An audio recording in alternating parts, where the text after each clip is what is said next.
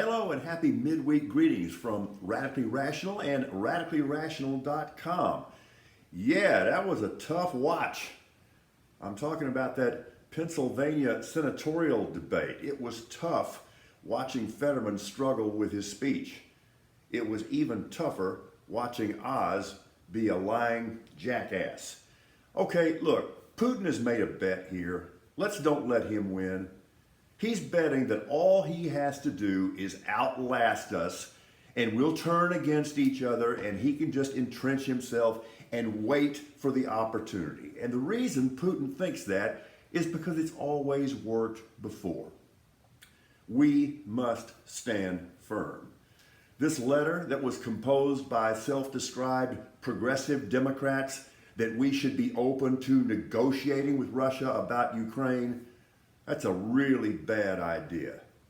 And so was the idea by Kevin McCarthy that he floated several days ago that Ukraine shouldn't be able to really count on us for everything indefinitely.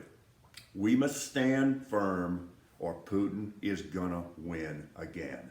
No negotiation with respect to Ukraine. Now, Brittany Griner is another deal. It was a given that she was going to lose her appeal of that 9-year sentence. We knew that. That had to happen. That's the next building block that had to fall into place here. But now we can arrange a prisoner swap here, and we should. Now that's not going to happen, though, until after the midterm elections. Online headline. Think twice before taping your mouth shut to sleep, expert says. That's good advice. And see, that's how you get to be an expert, although in my estimation, thinking about that once should have been sufficient. You didn't have to think twice.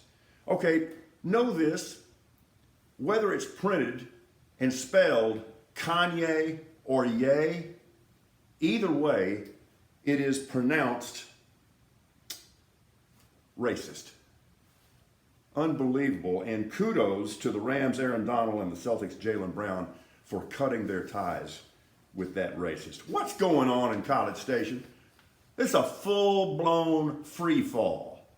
And that big extension that they needlessly gave to Jimbo last year, that's nothing short of AD malpractice. Unbelievable. All right, so the Cowboys' defense has been great, but a little shaky against the run. They've been giving up about 4.4 per carry, so that's a good trade yesterday to get Raiders run plugger Jonathan Hankins. Okay, I want to set the record straight here. I owe an apology. Those two NFL officials who'd been suspected of trying to get Mike Evans' autograph, he looked into it, said that wasn't the case. They were talking about golf. I had a little fun at your expense yesterday, and it was fun.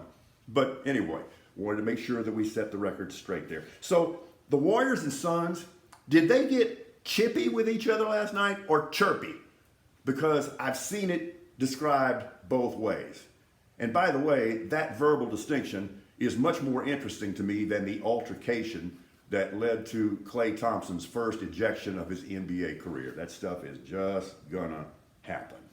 All right, Chiefs defensive end, Frank Clark, has received a 2-game NFL suspension for his habit of getting pulled over with a loaded weapon in his vehicle. Yeah, this had happened before.